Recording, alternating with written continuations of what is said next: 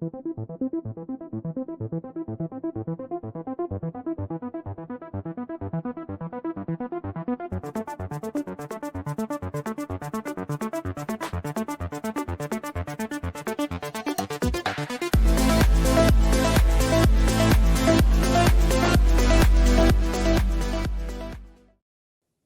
we're back with another episode of NBA Observations. It's Gerald Glassford coming right back at you here from the Lakers Fast Break. Make sure you go ahead and like and subscribe. If you're catching this after our members get it, then you can become a member by just paying $2.99 a month. Lowest I could go as far as that's concerned. I couldn't put it any lower. YouTube would not let me put it any lower. So sorry, guys. $2.99 a month.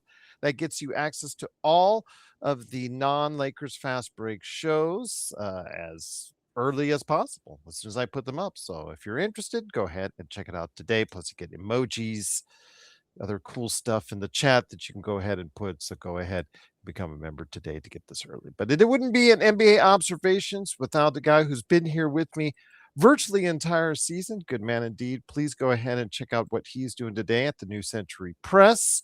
And also as well, of course, the Suave Report. It is Calif Poncy. Calif, great to have you back. This season has flown by. We're in the final, but as we record this, 6 days of the NBA season. Yeah, no, it's crazy. Now I'm ready for the playoffs to start. I think I'm done with Washington and Brooklyn. I mean, I'm good. I think we've seen what we need to see. I understand why they're doing it. I'm not going to go on my rant again about that, but I'm also ready to watch good basketball every day, and we're getting close next week. So, yeah, I'm excited. I'm ready to talk about what was somehow – usually I feel like at this time of year it's kind of downtime until the playoffs, and it ended up being a pretty eventful week, I thought. So I'm ready to get into it and talk about everything we have in store here.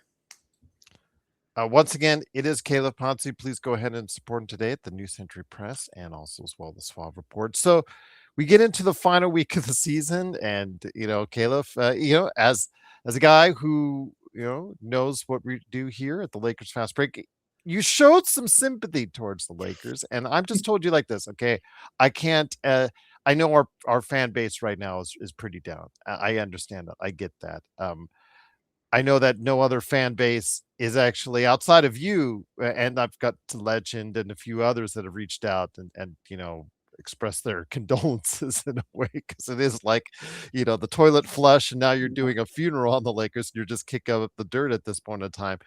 I will say, what, most of the fan bases now they don't care, and they say good, because that's the Lakers. They get everything. They get I don't want to hear ever again that the Lakers have everything go their way. They get everything, blah blah blah blah blah blah. Because yes, 17 world championships. Yes, I don't want to hear that anymore. I don't want to hear that anymore, because the fact that everything goes, because right now the last week just showed you that when the basketball gods are not smiling upon you, it can be a rough time for you as a basketball fan.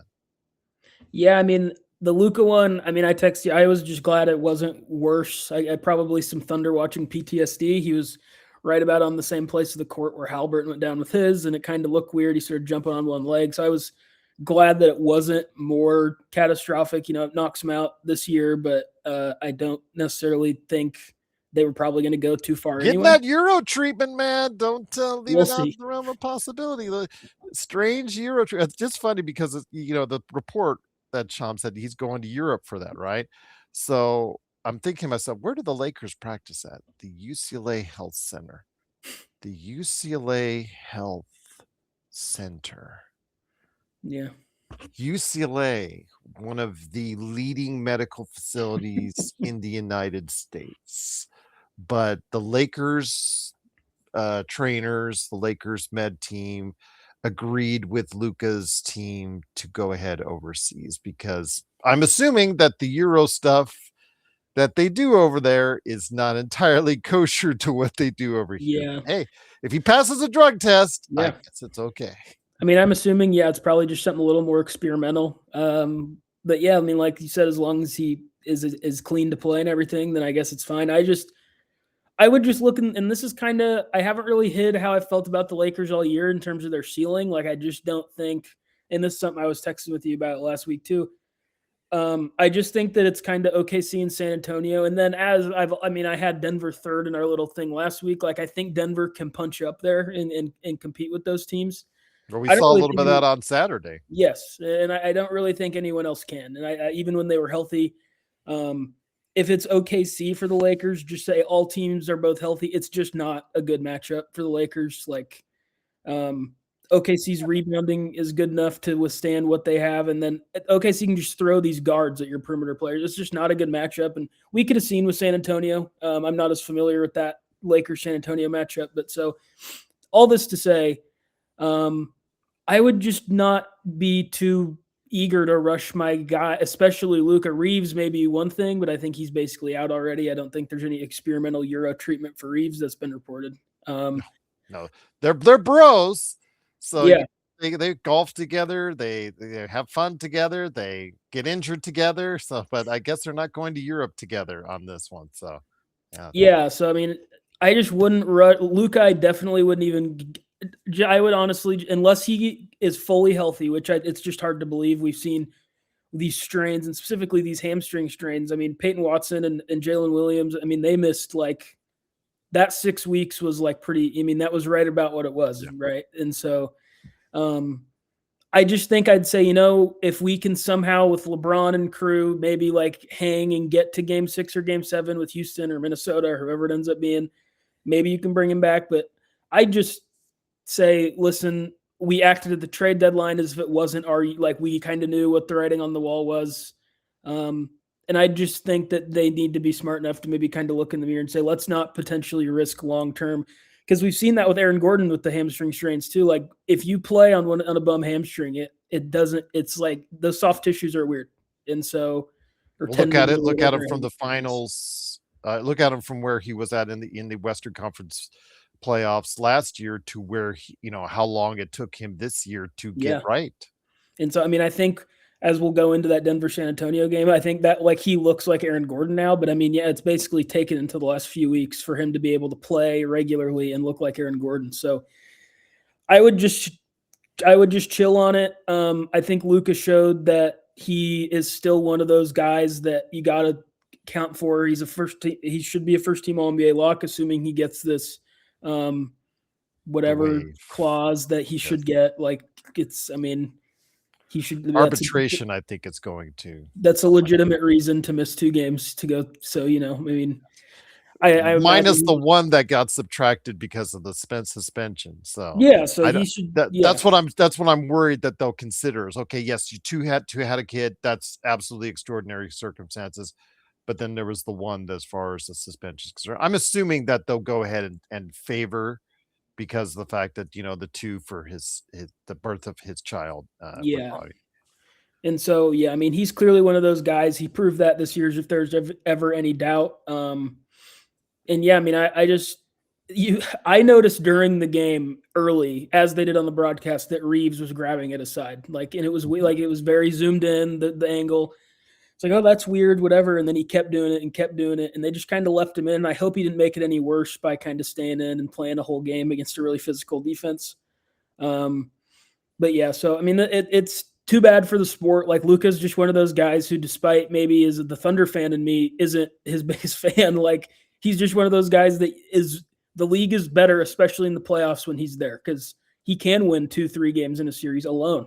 Like, just he can go do that by himself. We've seen that against the Clippers in the past. And so it sucks. I mean, I wouldn't say I don't necessarily feel a ton of sympathy. There's rare circumstances. Like, I feel bad for the Pacers. Like, that sucks. Like, it ruined the whole season. It maybe took a championship away.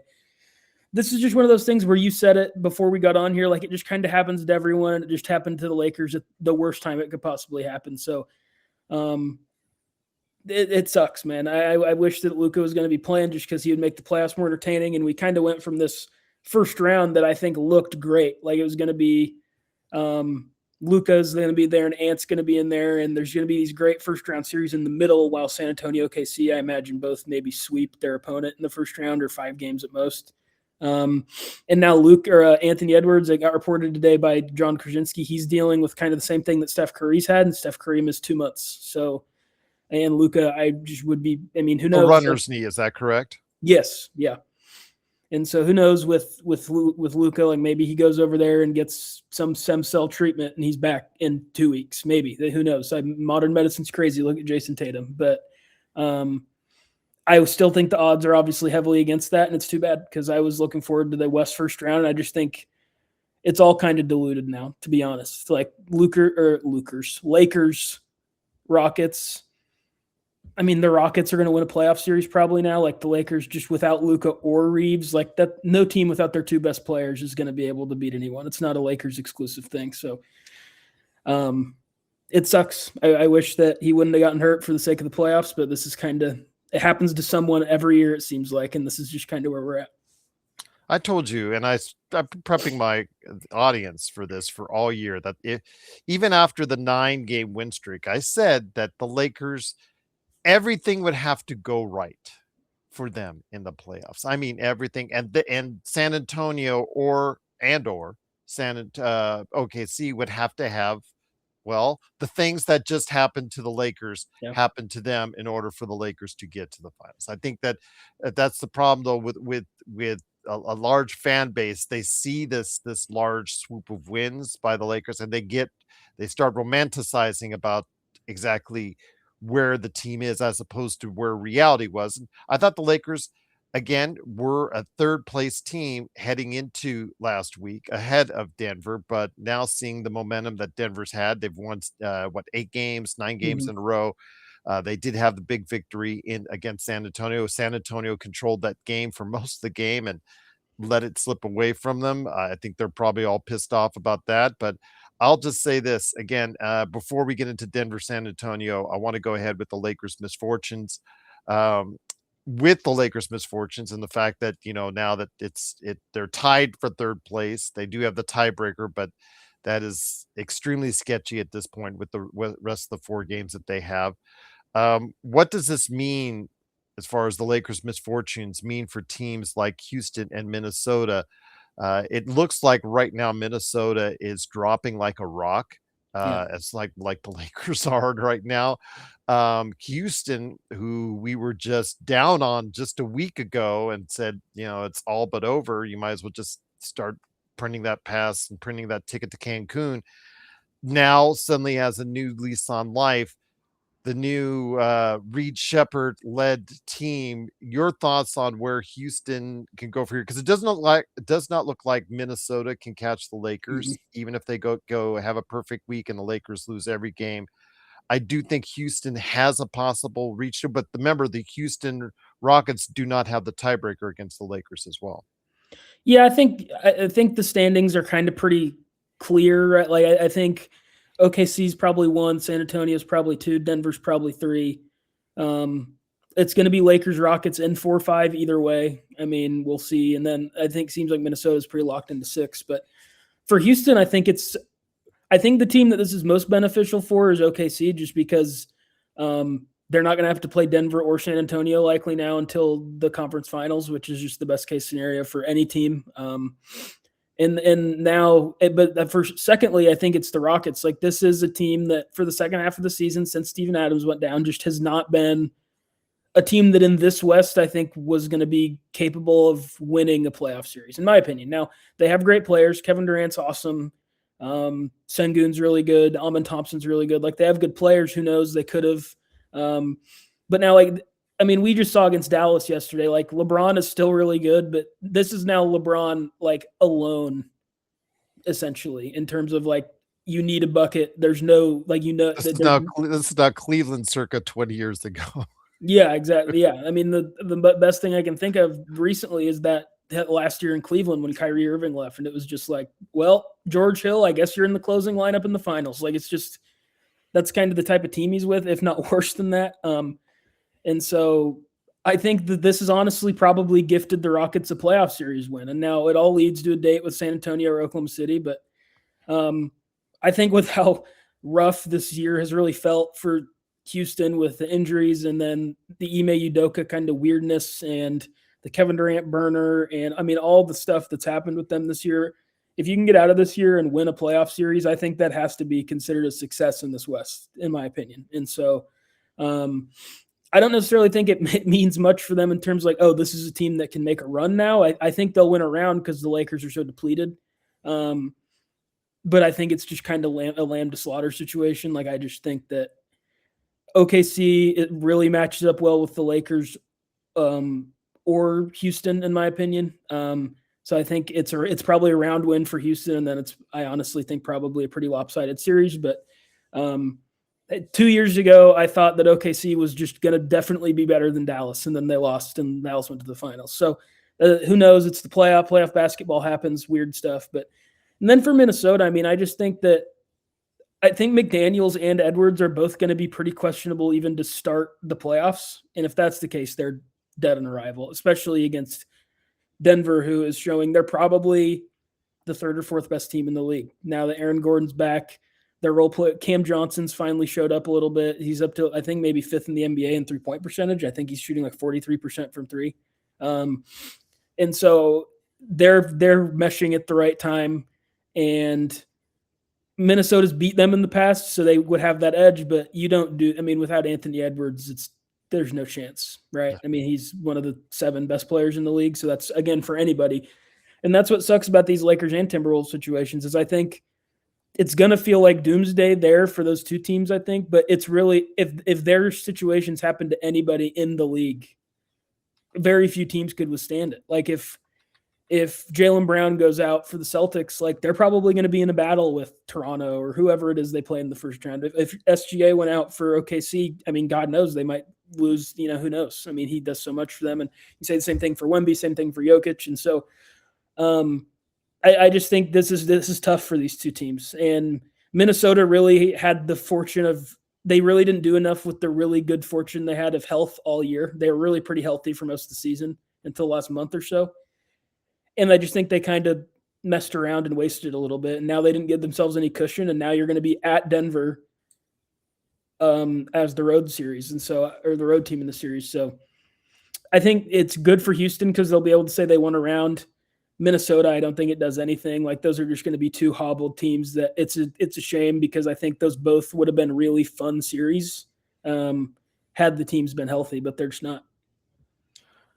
So a major thing like you talked about with Denver is the fact that, again, Denver and San Antonio met over the weekend. And once again, this is NBA Observations, Calif Poncy from the New Century Press, along with the Suave Report. It's me, Gerald Glassford. Thanks again for watching, listening. Denver and San Antonio, big matchup, went to overtime. Denver pulled it out at home. San Antonio had the lead virtually the entire way, gave it up in the fourth. San Antonio's not exactly the most thrilled because they had a 9-game win streak, I think, heading in there as far as concerned. Yeah. So, or they had some gaudy streak. Actually, they 24 out of 25. I think. Yeah, 24 out of 25. Yeah, that's what. And then, but Denver had the biggest streak at the time in the NBA, and 7 wins at that. I know that time. So when it came down to it, you're seeing them get healthy, right? The Lakers' misfortunes about not being healthy at the right time, getting injured at the wrong time, is now the opposite for Denver, who have been injured a good part of the season with various injuries and now are getting healthy at the right time. So what does this mean? Do you see what happened this past weekend as a precursor to what may happen? I know that everybody loves to throw out that inexperience on San Antonio's part. I'm not as big of a proponent on it because of the fact that I think Wemby and his sheer will kind of negates some of that. We will see who makes those mistakes in clutch time to see if that's the case. But your thoughts on Denver, San Antonio, if you think that since it's looking more and more like it will be a 2-3 matchup at some point in time down the road, if this is going to be a precursor to how it will go for 7 games. Yeah, I mean, I think that is going to be the best series of the first 2 rounds probably. And then we'll see what happens in the conference finals and finals, of course. But it seems like it's headed there. The Lakers, I mean, it's hard to see them winning many more games with where they're at, and Denver is on a roll. So I think they'll probably get up to that 3. And yeah, I mean, I think it's a good good cursor. I don't necessarily think it. I mean, I'm just a little bit more of a believer in the experience thing. Not that I don't think San Antonio could break it, but I just, unless Wemby has like a historic, like the biggest like will to win ever, like there's just not really historical precedent. Like there's and um, records are meant to be broken, all those cliches, but it's really hard. And this is a really good, deep, talented league right now. I mean, I thought about that when we were watching those guys, Wemby and Jokic, go back and forth, just like trading huge plays, trading buckets. It entered my head, like how the fact that we're in a time in the league when neither one of these guys is unanimously considered the best player. Like any three of those guys, I think now you could say, and I don't think you're wrong. If you want to go with SGA, if you want to go with Luka or not, I don't think Luka's there personally, but he's close when he's on. SGA, if you want to say Jokic, if you want to say Wemby, any of those guys, I think can be considered the best player in the league at this point. But none of them are unanimously, and I think that's just a testament to how good the league is. And so that's going to be an awesome series, and it seems like it's obviously headed that way. That game, like just the defense of Wemby, where he was just doing stuff where it's just like, yeah, he's just like 8 foot tall and just basically, I mean, he just like reaches up and blocks Valanciunas. I mean, just whatever he wants to do on defense. And then maybe the one guy in the whole league who can solve him in Jokic, who hit that crazy turnaround in overtime, where it's like, what are you gonna do? You could put anyone in the history of the game on him. He's made, like, it doesn't matter. And so I think we all as a league should be rooting for that. And what seems like it may, and honestly, mostly due to injuries, end up as a pretty underwhelming opening round in the West, at least. That would be great. And I think OKC is going to have a pretty easy time in the second round, if I had to guess. So that's the series we should all be watching in the next month that could come up and be great. And so, yeah, I mean, I think everything that can be said about this game has probably been said somewhere. Like, it was the best game of the year. It showed that Denver can punch with those teams like San Antonio, OKC, Boston. Like, it showed that Denver can punch those teams when healthy and playing well.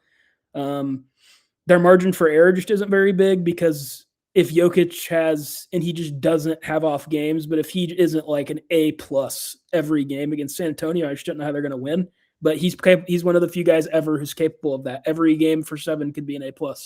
And I do think it's an interesting trend that he just has success against the Spurs with Wembanyama. Like, think of the last 3 games, he's averaging around 40 points against San Antonio. Like, he just is, I think, the only guy in the whole league who's seems comfortable enough with that matchup to still be really dependable. So it's a great precursor. It's a good reminder of what real high level basketball is, because just with the way the NBA is structured, you just don't necessarily see it all the time in the regular season.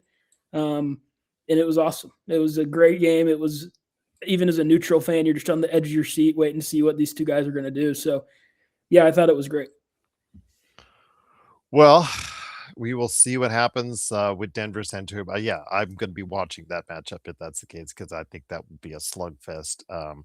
But I'm not saying, oh, San Antonio's a year away. San Antonio's your way, because you've seen all it takes in the past week. All it takes is one injury, and that year away might be a year now that might be advantageous. So again, and like you said, it gets more physical. And like you mentioned earlier about with the Lakers and how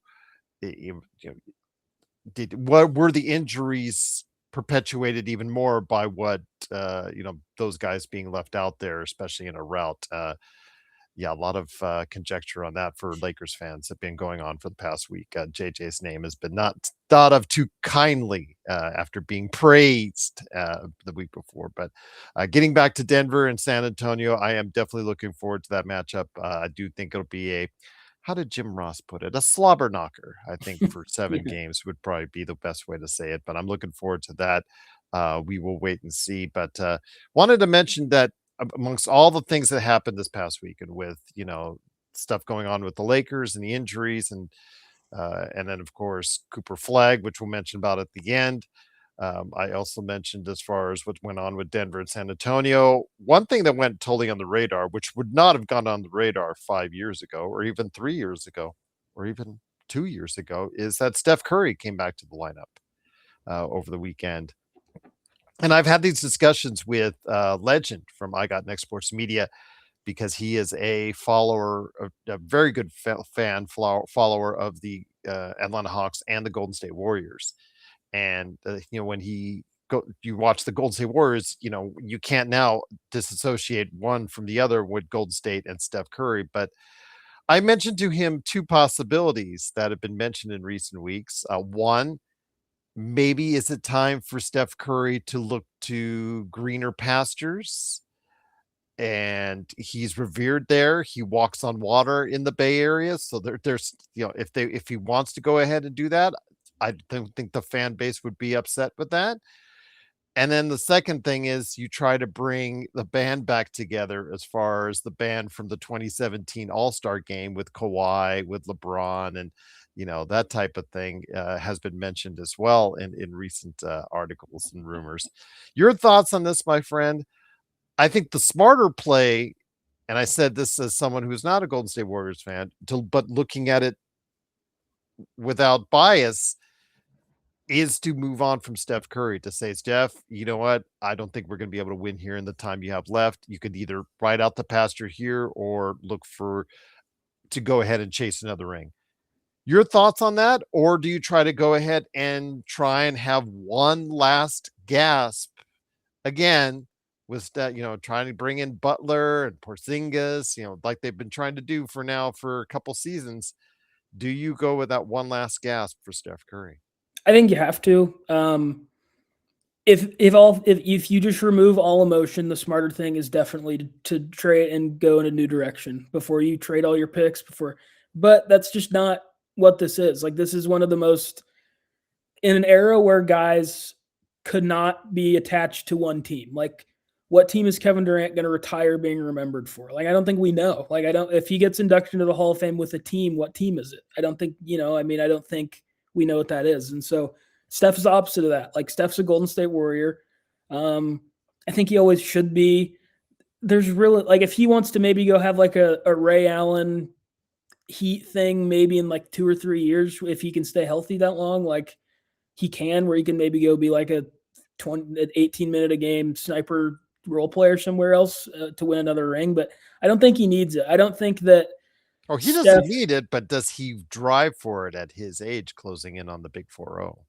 Yeah, I mean, I just kind of imagine now, obviously, like, you'd have to talk to Steph about this. So this is just all complete conjecture, but I would feel like at his age, with what he's accomplished, some think he's the best point guard of all time. I'm not in that camp. I think that is pretty easily Magic Johnson. Best shooter of all time. Yeah, there's discussions about both, and he's clearly the best shooter. There's younger people. I think Magic is really forgotten historically how good he is. But anyway, not the point. I just think that he should just retire on the Warriors, and that I don't think it's going to add anything to his legacy. Like, I don't think that Steph Curry's going to be remembered dramatically different if he gets traded to San Antonio this summer and goes and wins another championship. No, but what about what his needs are? Maybe he wants to have that drive and feel alive as a basketball player for one last run. Yeah, and he could do that. But I honestly think that just with how loyal he's been and how he's always seemed to be, how he talks about it, like, I think he'd much rather, and they could finagle the cap in a way where they let Porzingis is never going to be whoever. He's a free agent. Yeah, exactly. So you could have a thing where you maintain his bird rights in free agency, but maybe bring in Kawhi via trade. You bring back Jimmy Butler. You re-sign Porzingis. Like, there's a way to finagle the cap. Bring in LeBron. Yeah, there's a way to finagle the cap to do all that stuff, right? Like, there is. And I think he would probably rather him do that. And they've made so much money on his back that I think they owe it to him to pay whatever tax they want. I mean, how many not millions, billions of dollars has Steph Curry made for these owners? And they've shown a willingness to pay the biggest tax bill we've ever seen. So I don't think there's any reality where he should play for another team. Just from the neutral side. I mean, like, is there thoughts of, like, would it be so cool if he went and played with his dad calling the games in Charlotte? Like, of course, that'd be cool, right? Like that, but in reality, like, this is his team, this is his city. I bet he'll want to live there till he dies because he is the Bay. Like, there's, in an era where the 49ers are always good, like the Giants have been really good in the last decade, like, it just doesn't matter. Like that's Steph's area, and that's a basketball place now, in my opinion. And so, no, I don't think he should ask. He should want out. I don't think the Warriors, if he asked out, they'd trade him because they owe it to him. But I just don't see him ever doing that, and I don't think he should. And I think that if he really wants to go compete for a championship somewhere, like I just don't know where we're in a different era where I think if 5 years ago, if he was this age, like San Antonio's like, sure. But now, like, is San Antonio really going to trade with some of these young guys to get 40-year-old stuff? Like, I just don't think it's particularly realistic for him to go to anywhere that's really a contender via trade with the salary he's on. So, no, I just imagine think the starting lineup, though. Just imagine the starting lineup. You have Steph Curry at guard, along with Kawhi right there with them, Jimmy Butler as your small forward, LeBron as your power forward, and Al Horford as your center. oh goodness, Average age would be 39, I think. yeah, 30, yeah. Kawhi's, I think Kawhi's somehow like younger than I think Kawhi's. Kawhi would be the baby of the group. Yeah, so I do think they have a chance to land Kawhi or LeBron this summer with all the rumors that have circled. I think they have to probably limit it to one. And I think that's fine with Jimmy Butler in there. And I think that I just don't think anyone, quite frankly, is going to be able to tangle with OKC or San Antonio for the next 5 years, barring change. Other than Denver can, but I don't think Denver should be favored against either one of those teams. And if Denver beats one, that means they're going to have to beat the other. I don't think anyone in the NBA can beat both right now in a row. So they should try, and I just don't know. I don't think it adds anything for Steph. And if he's really driven, like, I have to win another ring, which is just not how he seems to me in interviews. Like, he seems really content with his legacy. Like, he knows where he is. He has all these kids, his family, I mean, like his brother's on the team now. Like, I just think that he's probably content to ride out these last 2-3 years in Golden State, and they'll try and do stuff and bring it. Like, well, I think LeBron going there's a very realistic possibility, and then they bring back Porzingis, and like you try with a lineup of Steph and LeBron and Jimmy and Draymond and Porzingis. Like, you try it because that's just kind of where they're at, and this is a really natural progression for this, and it's pretty great. And I think that this is how it's supposed to go, and I don't think that means that I think that's where I get the LeBrons of the world who are like, well, they'll just trade us as soon as it's convenient for them. And I think the Warriors, if they, as an organization, without Steph Curry's permission, somehow landed on the decision to like we should move on, I just don't think that's right for all he's done for them. And I don't know. I think he needs to retire on the Warriors, and not like a stupid Paul Pierce retired on the Celtics. Like, he needs to play his last year with the Warriors in the arena that he got built in San Francisco. So yeah, I think that he will probably be on the Warriors. Obviously, the odds are always against him being on a different team, but I'd be really surprised if he was ever on another team. And I think that's how it should be, and that's great. And it's really pretty beautiful from a basketball standpoint. Like, let these guys. I mean, you saw with Kobe, right? Like that, Steph is their Kobe, with no doubt. Where it's like, yeah, did it suck that the Lakers were bad and kind of hamstrung his last few years? Yes, but how much more did it mean in that last game against the Jazz that he didn't do it in a Mavericks jersey or something? Like, it just means a lot more to me. And so I think that Steph should follow that same road. And I hope he set a good precedent, because it seems like this younger guys of the Jokic's and the Sheas, and I think Luka, if he would have had his choice, probably never would have played for another team other than Dallas. It seems like maybe loyalty is a little bit back in vogue. So I think it's great, and I think Steph needs to play out his career there, win, lose, make the plan, miss the plan, whatever it may be. They'll be missing some plans. I imagine that their current progression continues, their current slide continues. But we'll see. But Steph Curry is back. Whatever makes him happy, I think at this point, whatever drives him at this age. Again, he has nothing else left to prove. He has nothing else left to go ahead and accomplish. But if he still wants to go out and feel like he wants to win, and he feels that, and he's told that Golden State's not going to be able to find that pathway, whether it's bringing in Giannis or bringing in the 2017 All-Star team. It's we'll have to wait and see. But again, I think he should, like you said, the choice should be his, indeed. But before we head on out, again, mentioning Giannis Antetokounmpo, that situation has gotten uglier and uglier. It's now going to the league as far as our Is Milwaukee holding Giannis back from playing the final games of the season? I think we'll know if that's the case if they get fined by the league for doing so. This is now irreparable at this point. Yeah. This strife is now irreparable. And if Giannis wanted to make a big enough stink so that he now can totally be justified by leaving, even though he wanted to be loyal before, but nobody would have felt angry with him. Nobody would have been burning his jersey if he No. decided he wanted to get traded because they see where Milwaukee's at. So your point, my friend, as far as what you thinking about this whole Giannis drama is playing itself out, and it looks like he'll be signing his extension with another team somewhere else at this point. Yeah, I mean, he's been clearly gone, and now this is just like him doing, and this is so annoying, and it's not really annoying on the Bucks' behalf. And are they holding them back? Could Giannis play? Definitely. We all know this happens all the time. Anthony Davis has been God knows where for 2 months, and he probably could have been playing this whole time. This is what these teams do. When they are chasing their draft pick. And I think that's fine with Milwaukee because this front office knows they're probably going to get fired after the season. They probably should get fired after the season, frankly. And they're just basically trying to say, they're trying to do everything they can to cling onto the job. And they know Giannis is going to leave. And instead of him just being, again, it's one of these things where I think if you're loyal enough to a place long enough, no one would have been mad at you. Like you said, no one would have been mad at Giannis if he just been like, guys, I want to be traded. Please trade me. I'd prefer if you did it now.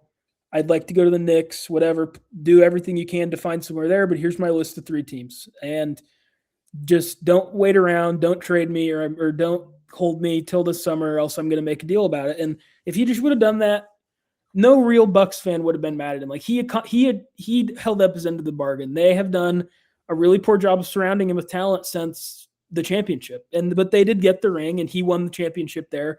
I think that's all you can really ever expect any of these guys is, did you bring the city that did everything to support you a ring? And he can say he did, and not very many can say that. And so he no Bucks fan would have been, but now it's getting to the point where it's like, now this is just a big drama sideshow all the time where you're just trying to be like, it wasn't me, it was them. And we all know you've wanted to be traded for 2 years, and you should have been. And again, if he just would have leaned into it and wanted to be traded and admitted it, I don't think anyone really would have thought anything of it. And so, yeah, I mean, it sucks that it has to go this way because there's going to be Bucks fans who are unable to let go of this part. And I think they should. He did a lot for you. He's probably the best Buck of all time, being that Kareem, I think, really had his most impactful years to the Lakers. I think he's the best Buck that we've ever seen, even if he's not the best player who's played for the Bucks. And so I think that this is clearly headed in a direction. Now, where he gets traded, I think, is very the Lakers can never be ruled out in these things. Houston, who knows? Portland has all their picks. And depending on the playoffs, you could include maybe a San Antonio into that mix and Houston into that mix and more. Yeah, and so I think San Antonio and OKC are probably just too smart to do this. And that's not to say that they wouldn't be immediately better, because I think either one of those teams, like if OKC wanted to say we're trading Chet and whatever to get Giannis, or if the Spurs said we're going to trade Dylan Harper and Fox and whatever to get, I think they would be better right away. But those teams are both really smart. They know that they have teams for not now, but the next 7 years. And they can have teams that can win the title. So I don't see either of those teams, but if San Antonio somehow got beat in 6 or 5 by Denver, maybe you can never know. You never know how teams are going to react until they actually go through something. So Wemby seems like kind of guy. He gets very antsy. He gets a little pushy behind this. Yeah, for sure. And he's very aggressive. He wants to win, and it's not a fault at all. He wants to win. It's a net positive for sure, and we'll see. I think the Fox trade, you could put some on his shoulders because of something maybe he said behind the scenes. Yeah, maybe. I mean, they got him for so cheap because the Kings are the Kings. I just think it was a no-brainer, and he wanted to go there, and I'm sure they wanted him, and then they got Dylan Harper. So, Yeah, I mean, maybe we'll see if Wemby wants to do that. It's impossible to tell until he does or doesn't do it. So who knows? But yeah, I mean, I think you got to watch Houston. I think you got to watch the Lakers. I think you have to watch. We'll see if Portland he will even be willing to consider going there. But they're clearly going to throw their hat in the ring and say, "Well, do you want your picks?" And I mean, Milwaukee at least has to think about it. And then in the East, like obviously, it's well known he wants to go to the Knicks. If he wants to go to the Knicks, which a large part of that is just being in New York, I think despite the fact they suck, you probably have to just keep a very small, loose, infant-sized eye on the Nets. I don't think he'd want to go there, but if he just really wants to be in New York, who knows? We've seen that work for them in the past already with Kevin Durant and Kyrie Irving, so I don't think you can fully rule it out. Miami, you have to watch. Atlanta, we talked about this a few weeks ago. Like, I think Atlanta makes the most sense of any team to go get him. So there's a whole laundry list of teams that make sense for him. And I mean, I guess if you're a Bucks fan, just try and endure this horrible season where you have no young people who are particularly exciting. And this is clearly going in a direction where I think the team waited a little too long and now his value is just going to be like lower than we probably all think it is but we'll see. I mean, who knows? But yeah, I mean, this has just been annoying. And this is just call your shot, do what you're going to do. No one's going to be mad at you. Like, just if you want to trade, just come out and say it. If he goes and does the thing again this summer, he's like, well, I want to be a Buck, but I also want to win. Like, just say you want to trade them, because we all know what that means, and you're just trying to not sound like the bad guy, and it's annoying. So I anticipate maybe we'll see Giannis play one more game as a Buck. Like maybe they'll do like the last home game, like a going away thing. That's what I think they should do. Because everyone knows the writing's on the wall here. So, yeah, I mean, I'm sick and tired of this Giannis thing. I think it's ridiculous. Like, we all know what's going on here, man. Just request your trade and go on your way. So speaking of that, you popped something in my head when we were talking about as far as the draft picks for this past year. And before we get into the final thing on Cooper Flagg, what if Cooper Flagg had been the what if San Antonio had been the number one pick and gotten Cooper Flagg? I thought about it then. I said the San Antonio Spurs are the only NBA team that's never fallen in the lottery once ever. They are a unbelievably lucky lottery team. My eye was on them jumping before because they were just in that range where it's like they shouldn't jump, but one of those teams always seems to jump, and it's the Spurs. And so my eye was on it. I mean, if they had Cooper Flagg, they'd probably I think that they would be good enough then that I would just be like, okay, OKC's great. I don't think it matters. Like, they're just better than everyone. Would that be better? Would that be the difference right now as far as I think Flagg is like, I think Dylan Harper has a chance to be a really good player. Flagg is showing that he is a special player already. Just have him keep playing Luke Kennard and Jake LaRavia, and my God, he'll be the biggest scorer of all time. So yeah. Sorry, LeBron, all your records went down. Yeah, and that was supposed to be the part of his game that was lagging behind. It was like, well, he's elite defensively already as long as he has anyone around him, which of course he doesn't in Dallas right now with how they're trying to play. But he's going to be an elite defensive player, and the part that was behind was like, well, we'll see, like kind of in a different way, but in the Wemby vein. When Wemby came in, like the defense was everyone knew, maybe not to this level, although I never would have had anything with his defense put past me, even as a prospect. But everyone knew the defense was going to be elite right away. It was like, well, we'll see how he gets into his shot, whatever.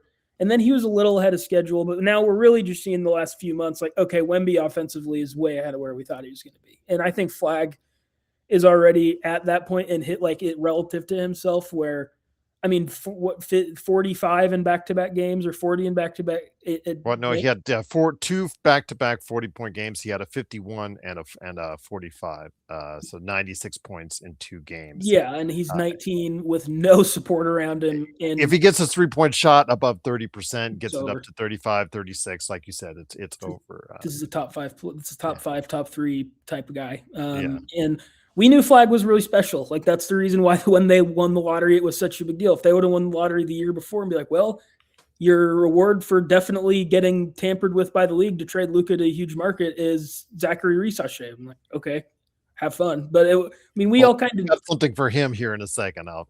You'll laugh at this one, but go but ahead. we knew that Flagg was a really special guy, and so this isn't particularly surprising to me. But if you would have gone to the Spurs, it would have been like a naturally built Warriors situation. It's like, what's the point of this? Like, they're Even perfect. OKC, I think, would be looking up Yeah, at them. even OK. I mean, I'm obviously going to be as high as anyone in OKC, and it's just like those guys just. Flagg's probably already a top 30 player in the league. We'll see him in like a more winning situation next season. I just don't want to completely put it there yet because he is right now like the only guy on that team who can score. The fact that he's doing it relatively efficiently is really promising. I think that's the best way to look through maybe the tanking big scores. That's kind of what my mind was always at with SGA was when the Thunder were bad, he was the only one really shooting. But as we've seen, what is now a superpower, like he's always just so efficient. And so the fact that Flagg is efficient as he is crazy. With being that team is just horrific around him right now, and we'll see how they fix it. Like, Lively, I think, got a little overrated, but I think Lively's a solid young player. And then Kyrie Irving, we'll see how he comes back from this ACL. But yeah, I think the NBA as a whole should be glad that the Mavericks have to build around Cooper Flagg, and Cooper Flagg isn't like, oh, he's our second best young asset. I think any team that would be in that situation would be pretty scary. So with Flagg though, I did want to ask your thoughts on this. It's funny because again, with Cooper Flagg playing so well in recent games, do you now have him as your rookie of the year? I still value the fact that Con Knipple, destroyed the 3-point record for rookies. He has contributed as a major factor for the revival like in December, January, Yeah. February. He was the reason why it wasn't Ball. It was him that was the Mm-hmm. reason why that they came back to relevance. And now they're heading to possibly a playoff run because of it. And now Ball has taken over in recent weeks. But Con Knipple, I think his imprint on the team should not be understated. And I really we talk about the narrative. We talk about the narrative for the MVPs. We talk about narrative for certain awards. I think there should be a narrative for as well. I mean, if he was on Dallas, would he be just going and getting 20, 25 shots off Yeah. as well? So again, I don't think he's as good a player Mm-mm. as Cooper Flagg. And again, this will be the what ifs because Cooper Flagg looks like he's headed to a Hall of Fame career and be like, oh, well, he didn't get rookie of the year. But I know that odds have changed in recent days where now it's like, okay, some people have, I know they did a straw poll before the two games and they had Con Knipple like, you know, pretty, pretty good size lead. Now it's flipped entirely. In fact, the Yeah. DraftKings of the world now have Cooper as Favored. the rookie of the year. I still hold the value on winning and being a great part of that. And I really want to say the start of the rise of the Charlotte Hornets this season was due to Con Knipple. And I think that's still at the end of the day what does it for me. We have the same exact opinion down to the sentence. Like I think the exact same thing. I think Flagg is clearly the best player from this draft. And if you want to, if you want to value that over, I don't think those people are wrong per se. Because I think it's like as good as Con is, and I think Knuppel at this and again, this is totally like we This is have not no about idea. who will have the better career. This is Yeah, who's had the better rookie season.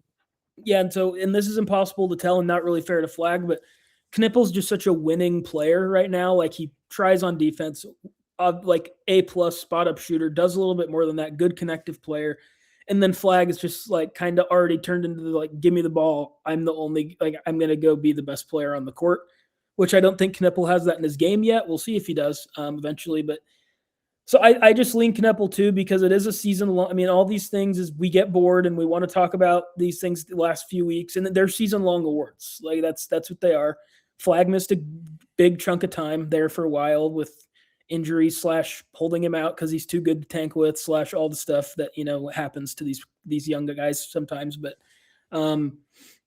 I think that I'd go Kneppel still just because rarely do you see a rookie come in and be like a complete culture changer. Usually it'll be a coach or maybe you bring in like a vet who comes in and teaches guys how to do stuff, whatever.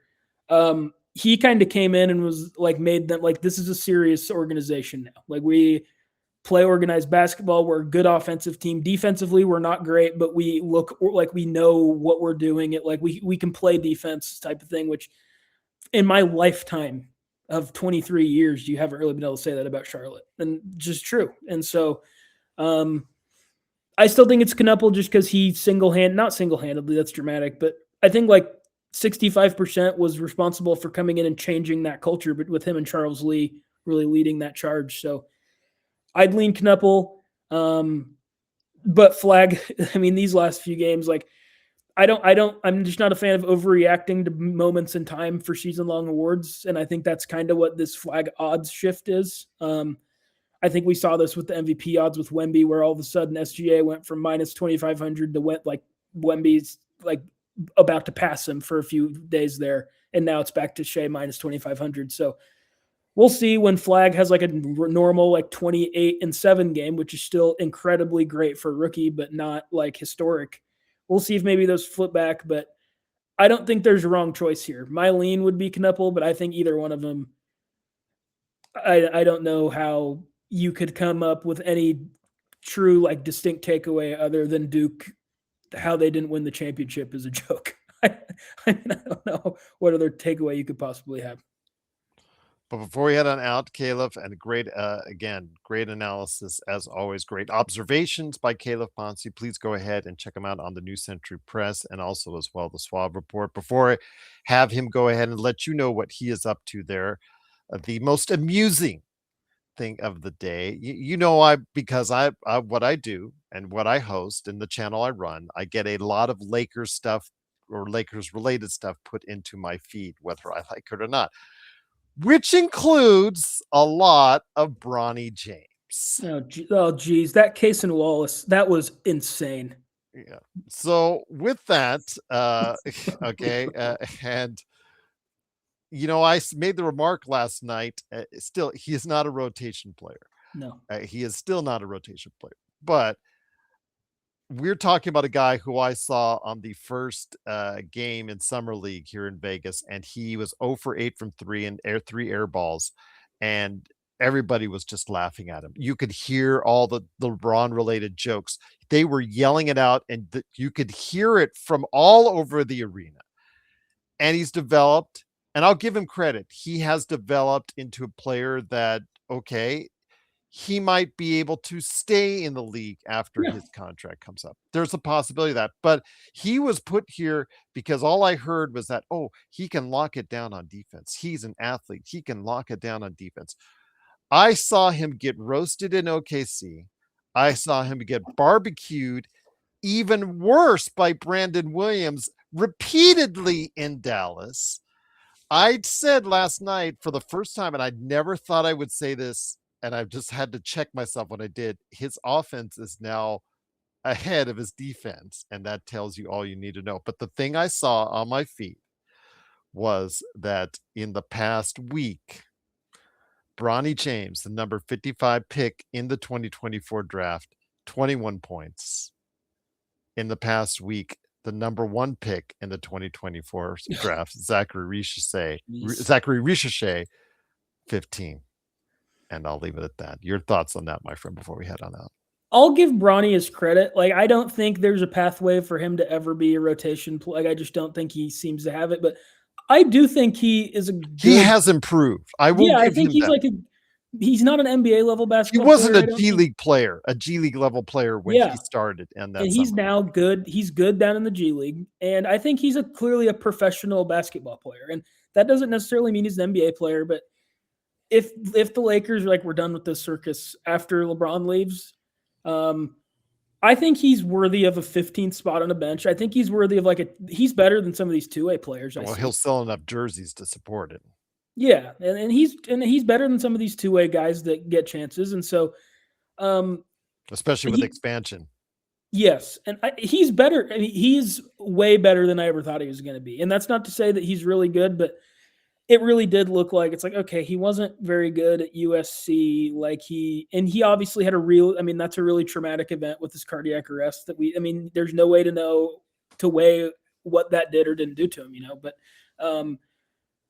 he's a professional basketball player. Like and I think that's probably like go be a good guy overseas, or you're going to be a G League guy would be my guess. But I mean, good on him for carving that out, because he was not blessed with the gifts of his dad. Like, he's like 6 foot tall. He's not a insane athlete. Like, he's athletic, but it's not like he's like an probably slightly below average NBA athlete for the guard position in reality.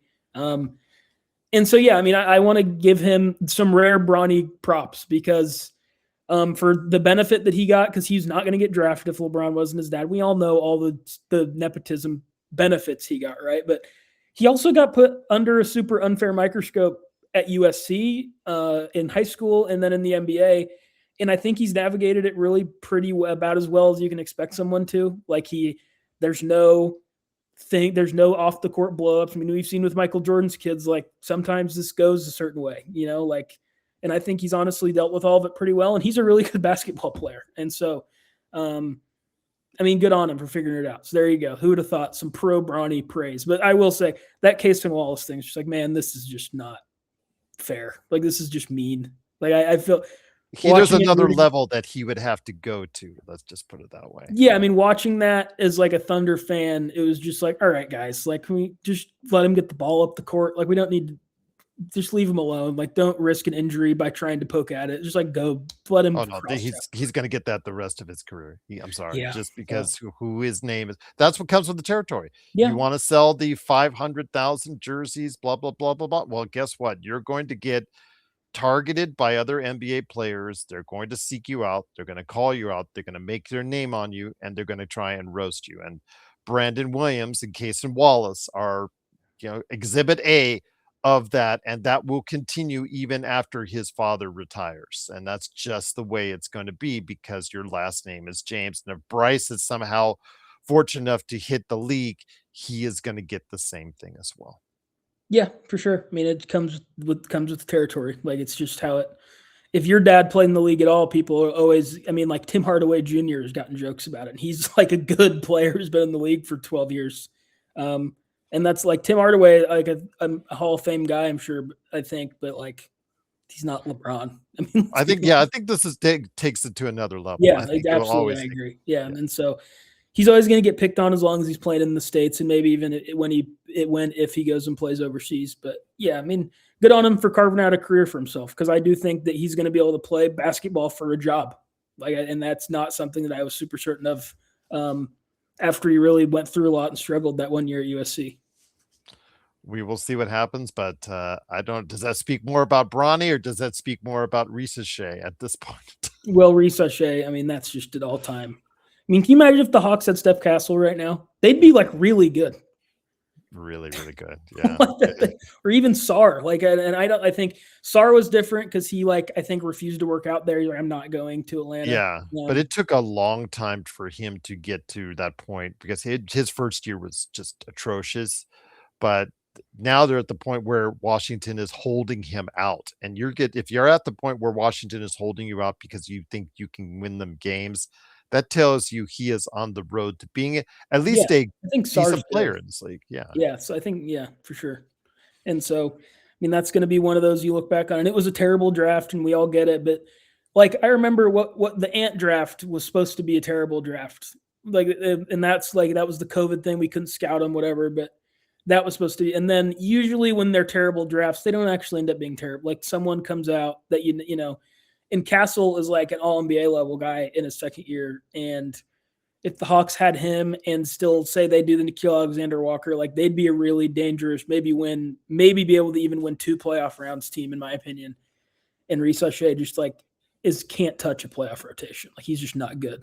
And so, yeah, I mean, it's rough. I mean, he's obviously better than Bronny because he's 6'10" and can shoot threes or whatever. But I mean, he's like the same thing. He's in that same ballpark to me. Where it's like, I guess he can be on a team, but like, it's not like he's good. I'm going to say this now. I'm probably going to have to bring it up if I remember our conversation when I reach out to Legend for NBA observations, and he's going to get mad at me. It's a sore spot for him as far as Risacher is concerned. It's a rough one, man. I mean, I got it. Like, that was such a weird draft, and I get like those guys are invaluable. It's why I always have loved Tamani Kamara. It's why I still believe in Jabari Smith Jr. Like those guys, if you hit on them, they're so useful and they can play anywhere. And so I get it, but and I didn't even necessarily think it was the wrong pick at the time. I mean, I think I would have just gone Sar just because. I mean, we saw this with Ace Bailey last year. Like, I just saw take the Sar talented guy. here in Henderson. I thought Sar Yeah, personally.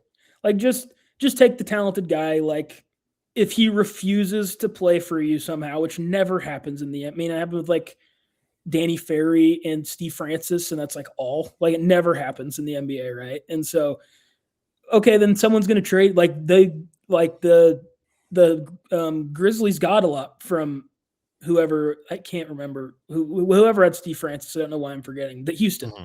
They got a lot for Steve Francis. So like just draft. This is the lesson, and now we're seeing this with Ace Bailey. Like Ace Bailey's good because Ace Bailey's a really talented guy, and I mean the whole thing is like I don't want to get drafted by the Jazz. I don't want to get drafted by the Jazz. Gets drafted by the Jazz, fires his agent, and now he's good, and they hit on another draft pick. Like just And draft, with getting Triple J, he might like playing on the yeah, Jazz next just season. just So draft the talented guys. I think should be the lesson from all this instead of like, well, he wants to be here. Like they'll get over it. Money does a lot of talking for these guys. absolutely. So before we head on out, my friend, it's been a great episode.